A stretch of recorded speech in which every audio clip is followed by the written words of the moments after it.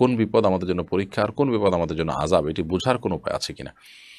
নিশ্চিত বোঝার কোনো উপায় নেই। নিশ্চিতভাবে বলার কোনো উপায় নেই যে এটি আমাদের জন্য পরীক্ষা আর অমুকটি আমাদের জন্য আযাব।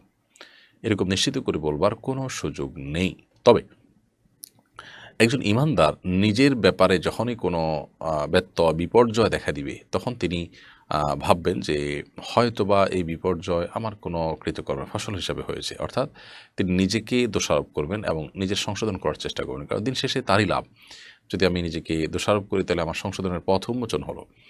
আর এর বিপরীতে যদি কেউ আ আপনার আ অন্য কারোর ব্যাপারটিকে মূল্যায়ন করে, অন্য কারোর বিপদ-আপদকে মূল্যায়ন করে, তাহলে সেক্ষেত্রে তার ব্যাপারটিকে দেখবেন যে হয়তো আল্লাহ তাআলার প্রিয় বান্দা হিসেবে তাকে আল্লাহ পরীক্ষা করছেন, অথবা আল্লাহ তাকে কোনো বার্তা দিচ্ছেন যাতে তিনি সংশোধন হয়ে ফিরে আসেন। অর্থাৎ আল্লাহর আযাবই তার উপর পতিত হয়েছে, এই ধারণাটা অন্যের ব্যাপারে যথাসম্ভব ব্যক্তিগত পর্যায়ে হলে করবে না। হ্যাঁ, যদি এমন হয় যে তার অপরাধ একেবারে পরিষ্কার, তার অপরাধের ফসল হওয়ার সম্ভাবনা খুব জোরালো, তাহলে সেক্ষেত্রে সেরকমটি ধারণা তৈরি হতে পারে। তবে নিশ্চিত করে বলবার কোনো সুযোগ নেই এটা আল্লাহ আযাব হিসাবে পাঠিয়েছেন। কারণ আসলে কোনটা আযাব আর কোনটা পরীক্ষা হিসাবে দিয়েছেন এটা একমাত্র আল্লাহ তাআলা ভালো জানেন। বিভিন্ন অপশন আমাদেরকে বলা হয়েছে। কোরআনে কারিমে আল্লাহ বলেছেন, ওয়ালানাবলুওয়ান্নাকুম বিশাইইন মিনাল খাউফি ওয়াল জু'i ওয়া নাকসিম মিনাল আমওয়ালি ওয়াল আনফুসি ওয়াস সামারাত। আল্লাহ বলেছেন যে আ ভয়, ক্ষুধা এবং জান এবং মালের ক্ষয়ক্ষতি, এগুলো দিয়ে আল্লাহ তাআলা বলেছেন আমি পরীক্ষা করব বান্দাকে।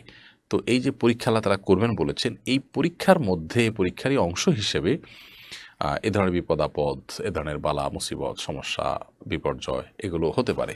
আবার একইভাবে আল্লাহ তাআলা আরও বলেছেন, যহারাল ফাসাদু ফিল বাররি ওয়াল বাহরি বিমা কাসাবাত আইদিন নাস। স্থলে জলে যত বিপর্যয় দেখা দেয়, এগুলো মানুষের হাতের কামাইয়ের কারণে হয়ে থাকে। এখানে আমরা দেখতে পেলাম যে বিপদ-আপদ এটা হাতের কর্মফল বা আমার কর্মের কারণেই আল্লাহ তাআলার পক্ষ থেকে শাস্তি হিসেবে এসছে, সেটি আ বোঝানো হয়েছে। তাইলে বিভিন্ন অপশন যেহেতু আছে, আমরা নিজের ব্যাপারে সবসময় এমনটি ভাববো যে যে ভাবনা আমাকে সমৃদ্ধ করবে, উপকৃত করবে। কিন্তু কোনটিকে নিশ্চিত করে বলতে পারব না।